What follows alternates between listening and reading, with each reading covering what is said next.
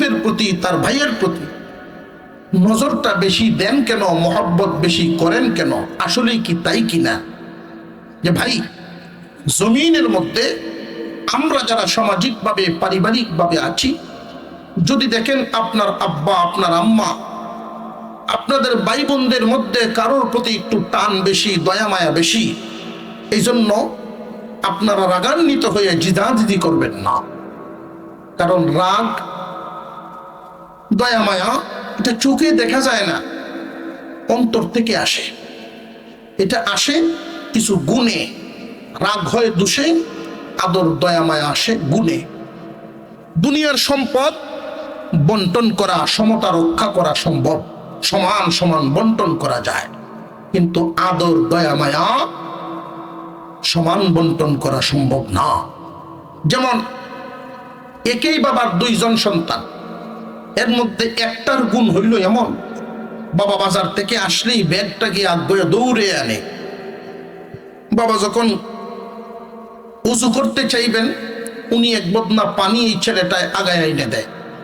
বাবার উজু করা শেষ, পিছনে গামছাটা নিয়ে দাঁড়ায় থাকে। বিছানার থেকে যখন বাবা নামবেন, জুতাগুলো বাউ করে দেয়। বাপ যখন ঘুমাইতে যায় বা মা যখন ঘুমাইতে যায়, শীতকালে সরিষার তেল হাত পায়ে ডলে তারে ঘুম পাড়ায় দেয়। এবার বলুন, এই সন্তানের প্রতি মনের একটু টান থাকবেনই না থাকবেন?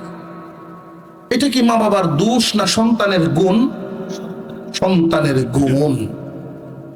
ইউসুফ আলাইহিস সালামের কিছু গুণের কারণে তার আব্বার নেক নজর, তার আব্বার নজর তার দিকে একটু বেশি ছিল। এর মধ্যে মুফাসসিরিনে কেরাম যতটা উল্লেখ করেছেন, একটা হলো উনি ছিলেন সুন্দর, এমন সুন্দর তাম পৃথিবী অর্ধেক সুন্দর আল্লাহ ইউসুফ আলাইহিস সালামকে দান করেছিলেন। আমরাও যদি ভাবি এরকম সুন্দর হতে চাই, ঈমান আমল ঠিক করি, জান্নাতে ঢোকার আগে প্রত্যেক জান্নাতীকে আল্লাহ ইউসুফ আলাইহিস সালামের চেয়েও সুন্দর বানায়া ঢুকাইবেন। দুই নম্বর কারণ, ইউসুফ আলাইহিস সালামের আম্মা দুনিয়া থেকে বিদায় হওয়ার পরে ইয়াকুব নবীর অন্তরে আসলো, তাইলে এগুলোর তো মা নাই। মা না থাকলে বাবার আদর আগের চাইতে একটু বেড়ে যায়, এটাই স্বাভাবিক। আগে যখন বাবা, আমরা সমাজ যারা চালাই, সমাজে বসবাস করি, লক্ষ্য করবেন, আমি আপনি যে এখানে আছি, এখানে আসলাম, বসলাম দিনই মাহফিলে বা বাজারে যাই, এদিক সেদিক যাই, বাড়িতে সন্তানের জন্য এতটা চিন্তা থাকে না যে আমার সন্তান ঘুমাইলো কিনা, খাইলো কিনা, গোসল করলো কিনা, তাদেরকে কে দেখবে। কেন চিন্তা থাকে না? যে তাদেরকে দেখার মতো লোক আছে, তাদের মা। আর যেই সন্তানের মা থাকে না, যদিও বাবা আগে কাটাইতো 10টা পর্যন্ত বাজারে সময়, এখন সন্ধ্যার আগেই বাড়িতে চলে আসে। কারণ সন্তানগুলোকে ঘরে আনতে হবে, ঘর গুছাইতে হবে, হাত পা ধোয়ায় এদেরকে পড়াতে বসাতে হবে, খানা খাওয়ায়া ঘুম পাড়াতে হবে, এই চিন্তাটা বাবার মাথায় চলে আসে। ইয়াকুব আলাইহিস সালাম ইউসুফ এবং বিনয়ামিনকে বেশি আদর করতেন মা না থাকার কারণে, এটাও একটা কারণ। আরেকটা কারণ আল্লাহ পাক কুরআনুল কারীমে উল্লেখ করে দিলেন। আদর করতে করতে তো একদিনের একটা ঘটনা, ইউসুফ আলাইহিস সালাম স্বপ্নে দেখলেন আকাশের 11টা তারকা, চাঁদ এবং সূর্য ইউসুফকে সেজদা দেয়। আরো জোরে কোন সুবহানাল্লাহ। এই স্বপ্নটা যখন দেখলেন, স্বপ্ন দেখেই তার আব্বার কাছে যখন বললেন, এই স্বপ্নটা তো একটা সফল স্বপ্ন, এই স্বপ্নটা একটা ভালো স্বপ্ন। উনি বললেন যে বাবা শুনো, তোমার এই স্বপ্ন তোমার ভাইদের কাছে কইও না, কারণ ভাইরা যে প্রতিহিংসার নজরে দেখে, এটা বাবা ঠিকই বুঝতে পারে। ছেলেরা মনে করে অনেক সময় আমরা এই যুগের সন্তান, আর আব্বা আগিলা মানুষ, আব্বা কিতা বুঝে, ঠিক না বেটে? 8, 9-এ পরে পোলা পান, এদের কথা শুনলে আশ্চর্য লাগে। বাপে তুমি কিটা বুঝো? বাপে মনে মনে কর তোর মতো হুদ জন্ম দে তো বেক করলে হয়েছে কিতা বুঝতাম। বাপে বুঝে না এমন না, না বুঝার ভান করে থাকে ইজ্জত বাঁচায়া।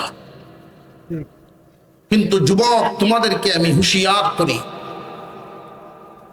শিক্ষা হাসিল করে তুমি জ্ঞানী হতে পারো, বিভিন্ন জায়গায় ভ্রমণ করে অভিজ্ঞতা হাসিল করতে পারো, তবে মা বাবার মনে ধাক্কা লাগে, মা বাবার মনে চোট লাগে, মুরব্বীদের কষ্ট লাগে, এমন আচরণের মাধ্যমে কথাবার্তা বলবা না। আল্লাহ উপরে উঠাইয়া আসার দিতে সময় বেশি লাগে না। মহান আল্লাহ মানুষকে প্রতিষ্ঠিত করেন বড়দের দোয়া, মা বাবার দোয়া, মুরব্বীদের দোয়ার বদৌলতে তার কাঙ্ক্ষিত লক্ষ্যে পৌঁছাইয়া দেন। দেখবেন অনেক মূর্খ মানুষ, হাতে কলম মাত্র প্রাইমারি পড়াশোনা, আল্লাহ তার মর্যাদা নিয়ে গেছেন অনেক উপরে। বুঝতে হবে তার দিলটা এমন, আদবওয়ালা মন, আদবওয়ালা দিল, মানুষের দোয়া আছে তার পিছনে। উগ্র মিজাজি হইলে মানুষের দোয়া থাকে না, এটা মনে রেখে জীবনযাপন করবেন যুবক ভাইয়েরা আমার।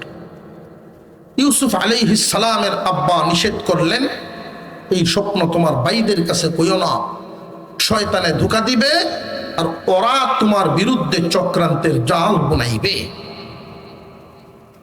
ইউসুফ আলাইহিস সালামের ভাইয়েরা যখন দেখলো ইয়াকুব নবী বেশি বেশি আদর করেন, মহব্বত করেন, এই মহব্বতের পরিমাণ দিন দিন শুধু বাড়তেই লাগলো, বাড়তেই লাগলো। তো একদিন তারা কি সিদ্ধান্ত নিল, এই কথাটা আল্লাহ কোরআনে বলেন, উকতুলু ইউসুফা আও ইতরাহুহু আরদা ইয়াখলু লাকুম ওয়াজহু আবিকুম ওয়া তাকুনু মিন বা'দিহি কওমান সালিহিন। উকতুলু ইউসুফা আও ইতরাহুহু আরদা, ইউসুফকে মেরে ফেলো অথবা দেশান্তরী। উদ্দেশ্য একটাই, বাবার চোখের আড়াল করা। আব্বা যেহেতু বেশি বেশি ইউসুফকে আদর করেন, হেসের তরফের, এরপরেও বেশি আদর। আমরা 10টা ভাই আগের তরফের, এরপরেও আমাদের দিকে আব্বার নজর নাই। এটা আর মেনে নেওয়া যায় না, আর সহ্য হয় না।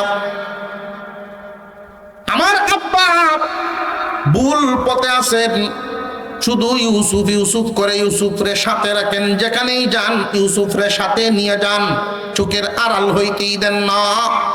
কেন যে দেন না এটা তো উনি ভালো করেই জানেন, চোখের আড়াল হতে দেন না। ইউসুফকে খুব বেশি করে আদর করেন, নিজ হাতে গোসল করায় দেন, নিজের সাথে নিয়ে ঘুম পাড়ান। এই দৃশ্যগুলো ভাইদেরকে অন্তরে জ্বালায়, আরো জ্বালায়।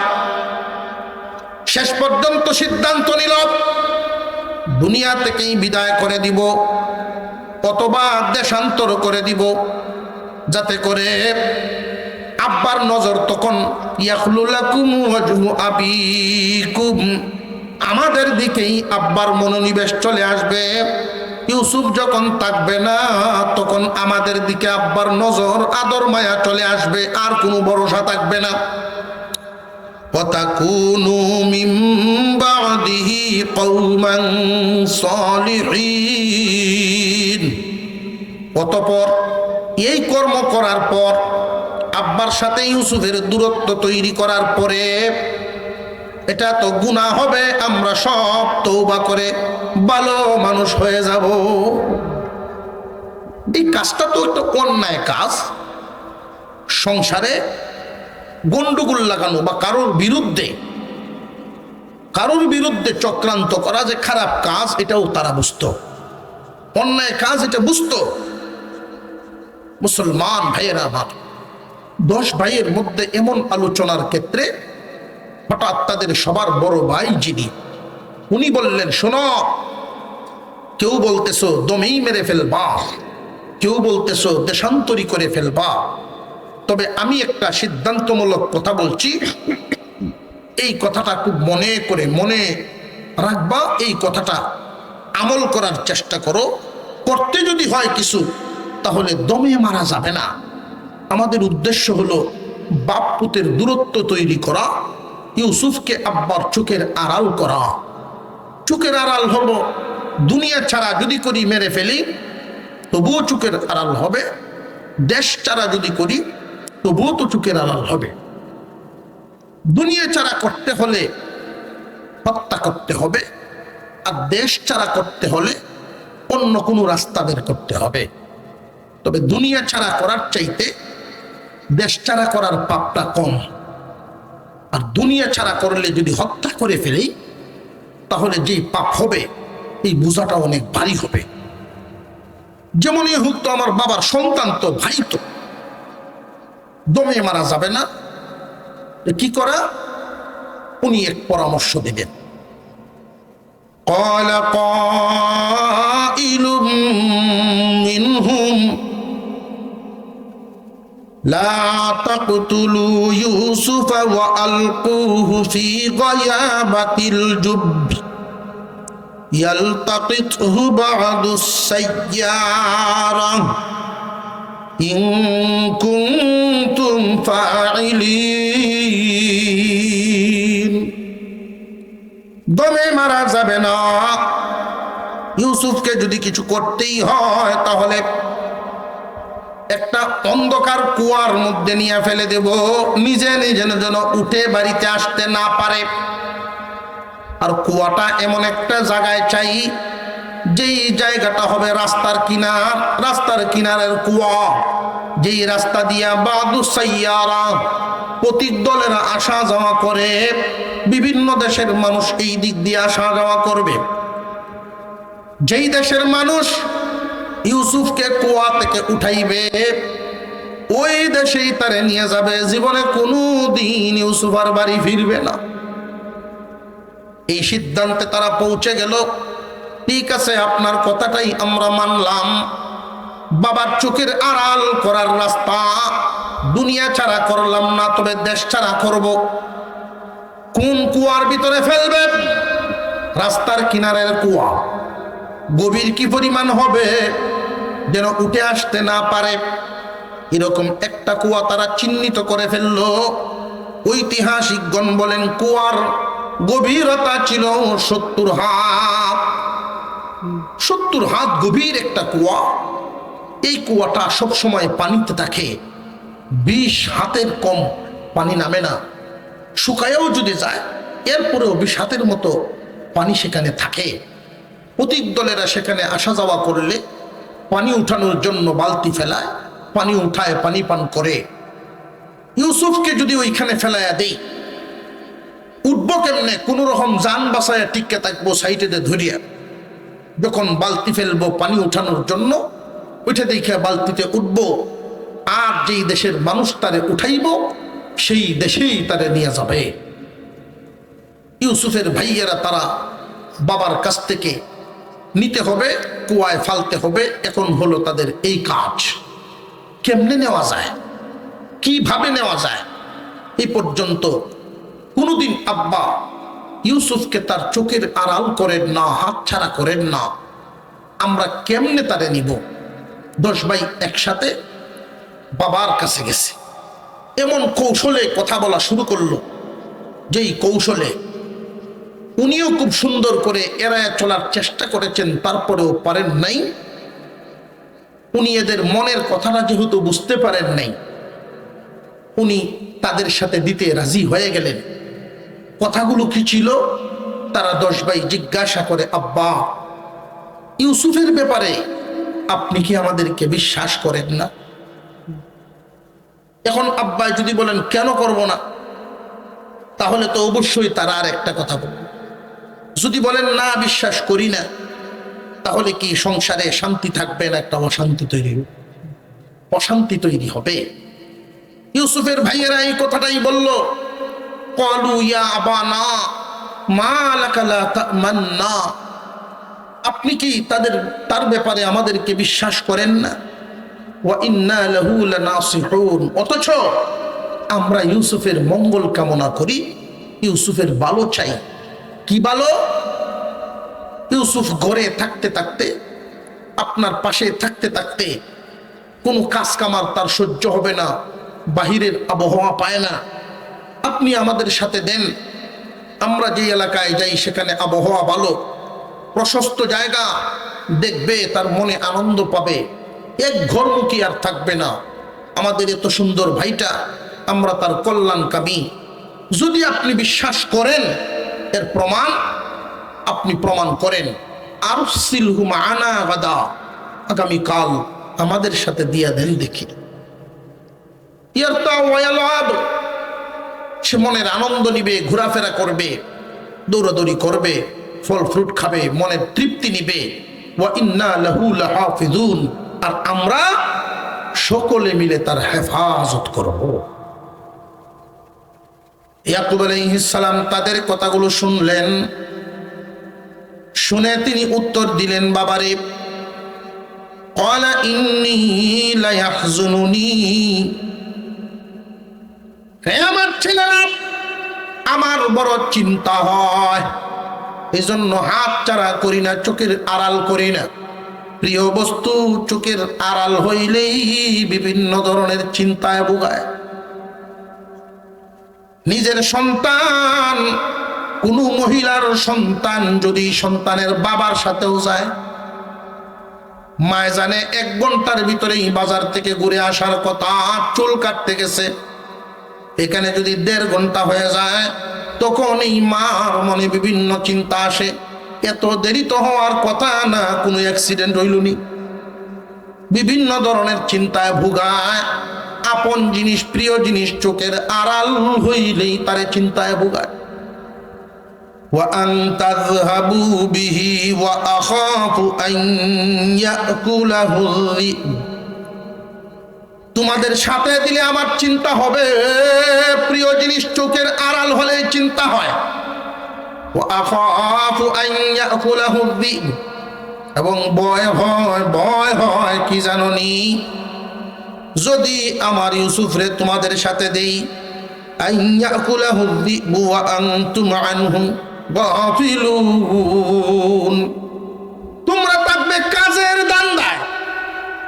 তোমরা যদি অমনোযোগী হওয়ার পরে আমার ইউসুফরে বাগে খেয়ে ফেলে, এই ভয় আমার অন্তরে। তোমরা যে এলাকায় কাজ কাম করতে যাও, এলাকাটা বাঘের উপর উপদ্রব, ওইখানে যদি তোমাদের অমনোযোগিতার কারণে, অযত্নের কারণে, না দেখার কারণে আমার ইউসুফরে বাগে খেয়ে ফেলে, এই ভয় আমার অন্তরে। তারা আবার পাল্টা উত্তর দেয়, ক্বালু লাইন আকালাহু যিব ওয়া নাহনু উসবাতুন ইন্না ইযাল লাখাসিরুন। ও আব্বা, আপনি তো জানেন আমরা শক্তিশালী একটা দল, 10টা ভাই। তাফসীরের কিতাবের মধ্যে উল্লেখ করা হয় কেমন শক্তিশালী। সারা অঞ্চলে এদের 10 ভাইয়ের টিমের শক্তির সুনাম আছে। এরা এক একজন এমন শক্তিশালী, একজনে একটা বাঘের সাথে মাইর করতে পারে। দেশে এদের সুনাম সুখ্যাতি, এই 10 ভাইয়ের বীরত্বের সুনাম আছে। আব্বা আপনি বলতেছেন বাঘে খাইলেইব, আমরা 10টা ভাই থইয়া যদি এই প্রিয় ভাইটাকে বাঘে খেয়ে ফেলে, ইন্না ইযাল লাখাসিরুন, আমরা ক্ষতিগ্রস্ত হয়ে যাব। সরল অর্থ হইল, মুখ দেখাই মুখ এমনি মানুষের সামনে। এখন আর বাপ কি করব? বাবা আর বাধা দেন নাই, রাজি হয়ে গেলেন। এদের কথায়, 10 ভাইয়ের কথায় বাবা রাজি হয়ে গেলেন। পরের দিন ইউসুফ আলাইহিস সালাম বিদায় হবেন। এই প্রথম ইয়াকুব নবী প্রিয় সন্তানকে চোখের আড়াল করবেন। মনের ভিতরে বিভিন্ন ধরনের চিন্তা শুরু হয়ে গেল। যাদের ইনকামে সংসার চলে, যাদের দাবিটাও মানা লাগে, না দিয়াও উপায় নাই, সংসারে গন্ডগোল, দিতেও মনে চায় না, ইউসুফকে চোখের আড়াল করতে চায় না, মনে বড় চিন্তা হয়। কোমরের মধ্যে একটা তাবিজ বাঁধলে, নেও, আমার কোমরে ছিল এই তাবিজটা, এটা তোমার কোমরে দিলাম, বরকতের তাবিজ। রে ইউসুফ, তোমার ভাইদের সাথে যাচ্ছ, যাও, আল্লাহর কথা সব সময় মনে রাখবা, আল্লাহর উপরে ভরসা রাখবা। পিতা হিসাবে সন্তানকে উত্তম নসিহত, ভরসা রাখবে কার উপর? আমরাও তো সন্তানাদি বিদায় করি, বিদেশেই হোক দেশের ভিতরেই হোক, বিভিন্ন জায়গায় সন্তান যাওয়ার সময় পিতা হিসাবে সন্তানকে কি বলে দেওয়া উচিত? আমরা তো বইলা দেই, যদি কোনো অসুবিধা হয় তোর মামার বাসায় যাইস, ঠিক না? নাম্বার একটা লিখে দেয়, আমার অমুক কারণ আমার বন্ধু আছে, অসুবিধা হইলে তুই ফোন দিস। আল্লাহর কথা খুব কম পিতাই সন্তানকে বইলা দেয়। মুসলমানের সন্তান আল্লাহর উপর ভরসা সবচেয়ে বড়। আল্লাহর উপরে ভরসা করবা, কারণ কি জানো ইউসুফ, দুনিয়ার সবাই সবাইকে বলতে পারে, আল্লাহ তার বান্দা বলেন না। فلما ذهبوا به وأجمعوا أن يجعلوه في غيابة الجب, তারা সব উদ্দেশ্য মতো যাইতে থাকলো, ওই আসল জায়গায় গিয়া তাদের যা করার তাই করে ফেললো। কি করলো? প্রথমে বাবার চোখের সামনে খুব আদর দেখাইছে, দূর যাওয়ার পরে ইউসুফ আলাইহিস সালামের উপরে প্রহার শুরু করলো। আগের চেহারার নাই, আদর করার চেহারা কারোর নাই। 10 ভাই মিলে প্রহার শুরু করছে, একজনে থাপ্পড় মারে আর একজনে লাথি মারে। এইভাবে নির্যাতনের পর ইউসুফ পয়গম্বরের পরনের জামাটা খুলে ফেলছে। আরবি মানুষ উপরে একটা কাপড় বড় ধরনের পরে নিসফে সাক, নিচের কাপড়টা ছোট হইলেও সমস্যা না, তাদের ফরজ আদায় হয়। সুন্দর ফর্সা মানুষ জামাটা যখন খুলে ফেলছে, নিজের কাছে লজ্জাবোধ হচ্ছে, কারণ সবার লজ্জা শরম তো সমান না। লক্ষ্য করে দেখবেন অনেক মানুষ এমন আছে, মহিলা তো দূরের কথা, পুরুষদের সামনেও খালি গায়ে থাকে না। কোনো ইমাম সাহেবরে কোনোদিন উদাম দেখবেন না। আবে সব আলেম মানুষ, মানুষের সামনে সাধারণত খালি গায়ে হয় না। ওই জন্যই তো বলছিলাম, সম্মানী কারা ওইটা চিন্তা করবেন দিনদারির নজরে।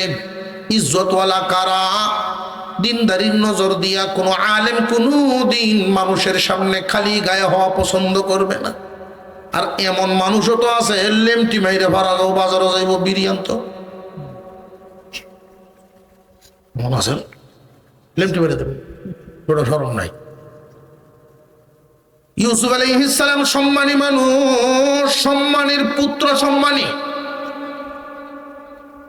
যদিও বালক, 13 বছর বয়স। অনেক শিশু আছে, লক্ষ্য করে দেখবেন মানুষের সামনে 5-6-7 বছর বয়সের পরেও মানুষের সামনে কাপড় খুলতে লজ্জা পায়। মা বাবায় পারিবারিক ভাবে এইভাবেই শিক্ষা দিয়ে তুলছেন, এই কারণেই এমন লজ্জা আছে তার অন্তরে। আর যারা লজ্জা শিখায় না, ওরা বড় হইলেও এই লজ্জা তাদের হাসিল হয় না। যেই মাত্র জামাটা খুলে তাকে 10 ভাই ধরে এই অন্ধকার কুয়ার ভিতরে ফেলে দেয়, তখনই একটা চিৎকার দিয়ে উনি ডাক দিয়েছিলেন, আল্লাহ আল্লাহ বলে যখন ডাক দিলেন, আল্লাহ বলেন, হে জিবরাইল, আমার সম্মানীর পুত্র, সম্মানী 10 ভাই হাত থেকে ছেড়ে দিয়েছে, তুমি যাও, আমার ইউসুফের গায়ে যেন পানি না লাগে। সাবধান সাবধান, কুয়ার পানি না লাগার আগেই, পানি লাগবার আগেই তুমি তারে ধরে ফেলো। জিবরাইল আলাইহিস সালাম সিদরাতুল মুনতাহা, ওইখান থেকে তিনি একটা নয়, দুইটা নয়, ওই দিন 600 নূরের পাকা একসাথে ছেড়ে টান দিলেন। ইউসুফও যায়, জিবরাইলও যান, ইউসুফও যায়, জিবরাইলও যান। এইভাবে যাইতে যাইতে কেনানের কুয়ার ভিতরে পৌঁছে গেলেন। ইউসুফের গায়ে পানি লাগবার আগেই জিবরাইল নিচ থেকে ধরে ফেলছেন। وأوحينا إليه لتنبئنهم بأمرهم هذا وهم لا يشعرون জিবরাইল আমিনের মাধ্যমে আল্লাহ অভয়বাণী শোনাইলেন, আমার ইউসুফকে অভয়বাণী শোনাও।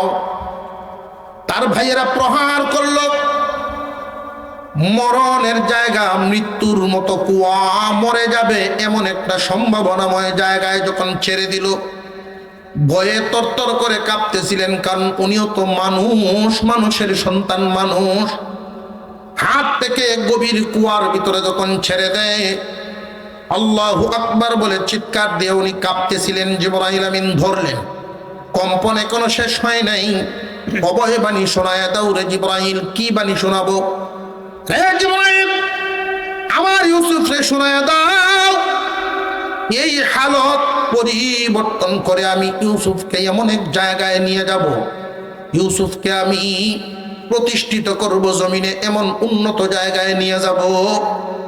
আর এমন এক হালত হবে, আজকে যারা তার উপর নির্যাতন করেছে, ওরা একদিন তার সামনে ভিক্ষার ঝুলি নিয়ে দাঁড়াইবে, এই ঘটনার ইঙ্গিত বা বর্ণনা দিবে। তারা চিনবে না, কিন্তু ইউসুফটিকেই তাদেরকে চিনতে পারবে। আর ইউসুফের গায়ে একটা জামা পরায়া দাও, 3 দিন পর্যন্ত তারা এখানে রাখো। ইউসুফ আলাইহিস সালামের গায়ে জামা প্রত্যেকে পরাবেন। জিবরাইল আমিন বলেন, আল্লাহ, আমি জামা কই পাবো? আল্লাহ বলেন, তোমার স্মরণ হয় কিনা অনেক আগে ইব্রাহিম পয়গম্বরকে তার আব্বা নিজ হাতে কাপড় খুলে উলঙ্গ অবস্থায় আগুনের মধ্যে ফেলেছিল। সেই দিন তুমি জান্নাতি এক জামা পরায়া আমার খলিলকে আগুনের মধ্যে রাখছিলা। আগুন থেকে বের হয়ে খলিলুল্লাহ ইব্রাহিম আলাইহিস সালাম বলেছিলেন, আল্লাহ, এই জামাটা কি করব? তো জান্নাত থেকে বেরিয়ে গেছে, এই জিনিস তো আর ঢুকানোর প্রয়োজন পড়ে না। এই জামার এক বৈশিষ্ট্য ছিল, ছোটও করা যায়, বড়ও করা যায়। তোমার কাছে রেখে দাও। এটা ছোট করে তাবিজ বানায়া খলিলুল্লাহ কাছে রেখেছিলেন। উনি তার ছেলে ইসহাক আলাইহিস সালামকে দিয়েছিলেন। ইসহাক আলাইহিস সালামও জানতেন না এর ভিতরে কি। উনি তার ছেলে ইয়াকুব আলাইহিস সালামকে দিয়েছিলেন। ইয়াকুব আলাইহিস সালাম ইউসুফের কোমরে বেঁধে দিয়েছেন, ও জিবরাইল, টান দাও, ওই তাবিজ ছুটাও, জামা বড় করো, ইউসুফকে পরায়া দাও। উনি পরায়া দিলেন। সেখানে আছেন ইউসুফ আলাইহিস সালামকে কুয়ার ভিতরে রেখে 10 ভাই বাবার কাছে গেছে, মিথ্যা কাহিনী শোনায়া। আব্বা চোখের পানি মুছে বাবের কান্দন কান্দে আর কয়, ইউসুফকে বাগে খেয়েছে। 10 ভাই দেখেই বাবার অন্তর লড়ে উঠছে। গেল 11 জন, আইল 10 জন। আমার প্রিয় পুত্র কই? মনের ভিতরে যা ভয় ছিল সেই ভয়েই পায়া বসলো। আল্লাহ যে কথাটা বললেন, এখান থেকে আমরা একটা শিক্ষা হাসিল করে এই কথাটা বলেই আমার সময় শেষ। ইউসুফ আলাইহিস সালামের অভয় বাণীটা যেটা, ভয় পাইও না, তোমার এই দুরবস্থা থাকবে না, আল্লাহ পরিবর্তন করে দিবেন। তখন হালত কি হবে? আজকে যারা তোমার উপর নির্যাতন করেছে, একদিন তারা তোমার সামনে অসহায় হয়ে দাঁড়াবে। দুনিয়াতে বড় পক্ষ ছোট পক্ষের উপরে, ধনী মানুষ গরিব মানুষের উপরে, সম্মানী মানুষ সাধারণ মানুষের উপরে, প্রতিনিধি জনগণের উপরে শক্তির বলে মনের হিংসায় যদি নির্যাতন চালায়, আল্লাহ দিন পরিবর্তন করে দেন। পরবর্তীতে এমন এক হালত তৈরি করেন, তাদের মুখাপেক্ষী বানাইয়া দেন। বড়রে ছোট বানান, ছোটরে বড় বানান। যদি তোমাদের মানসিক অবস্থা হয় এমন, জেনে রাখবা কিয়ামত পর্যন্ত এই সিলসিলা চলতে থাকবে। কারোর উপরে নির্যাতন করলে মানুষের জিন্দেগি এক হালে যায় না। কোন পরিবারে যদি 2টা পক্ষ থাকে, আগের পক্ষের তারা যদি মনে করে আমরা এখন প্রতিষ্ঠিত, ওরা এখন ছোট ছোট, ওদের উপরে নির্যাতন, মানসিক নির্যাতন, চাপ তৈরি করে দাও, পরবর্তীতে হালত কি হবে? ওরা যেই দিন বড় হবে হয়তোবা আল্লাহ এদেরকে জমিনে প্রতিষ্ঠিত করতে পারেন, আর তোমাদের হালত দিন দিন নিচে নামায়া দিতে পারেন। সবকিছুর ক্ষমতা একমাত্র কার? তখন তাদের সামনে তোমরা কোন মুখে দাঁড়াইবা? কোন মুখে তাদের সামনে দাঁড়াইবা? মানসিকভাবেই তোমরা লজ্জিত হয়ে যাবে। আর যদি আমরা আমাদের অধীনস্থ বড়রা ছোটদের প্রতি, ধনীরা গরিবদের প্রতি সদয় দৃষ্টি, দয়া মায়ার দৃষ্টি, মায়ার চাদর দিয়ে সবাইকে সুন্দর আচরণের মাধ্যমে খুশি করে রাখতে পারি, কখনো যদি ছোটরা বড় হয়, যত বড়ই হোক, জীবনে কোনোদিন ইহসান করনেওয়ালা, দয়া করনেওয়ালা বড় ভাইদের প্রতি, দয়া করনেওয়ালা ধনীদের প্রতি, সে নিজে যত বড়ই হোক এলাকার সেই মানুষদের সামনে নিজেকে সবসময় ছোটই মনে করে রাখবে, এটা বলবে না। আর যদি তোমার আচার আচরণ প্রতিহিংসামূলক হয়, তাহলে অপমানের জন্য তৈরি থাকো। আল্লাহ পাক আমাদেরকে শিক্ষা হাসিল করে সামনে অগ্রসর হওয়ার তৌফিক দান করেন, বলুন আমিন। আমি আজকে আপনাদের সামনে এতটুকুন পর্যন্তই বলার সময় রাখছি, এর চেয়ে আর সামনে আগানোর সময় সুযোগ আমার হাতে নাই। বন্ধুবার হজরতুল আল্লাহ হজরত মাওলানা শামসুল ইসলাম জমিরি সাহেব আপনাদের বানিয়াচঙ্গের কৃতি সন্তান, বাংলাদেশের বিভিন্ন জায়গায় বিভিন্ন এলাকায় সুনামের সাথে আলোচনা করেন। বিশেষ করে আমাদের ময়মনসিংহ নেত্রকোনার দিকে অনেক প্রোগ্রাম ওনার। ইউটিউবে আসলে উনি যতটুকু পরিচিত, স্থানীয়ভাবে আঞ্চলিকভাবে পরিচিতিটা তুলনামূলকভাবে আমরা দেখতে পাই, যেটা উনি সময়টা কম পান। নিজেদের নিয়ামত আপনারা আপনাদের সন্তান, আপনাদের মানুষের মুখ থেকেই মূল্যবান আলোচনা শুনবেন। আলহামদুলিল্লাহ, মহান আল্লাহ পাক যেন আজকের এই মাহফিলকে কবুল করেন। বিশেষ করে ভাই ভাই প্রবাসী কল্যাণ পরিষদ, যারা প্রবাসে আছেন, তাদের মিল মোহাব্বত একে অপরের সাথে, যে ভাই ভাই প্রবাসী কল্যাণ পরিষদ যেটা, সেটা হলো প্রবাসে যারা থাকেন, বাড়ি ঘর আত্মীয় স্বজন ছেড়ে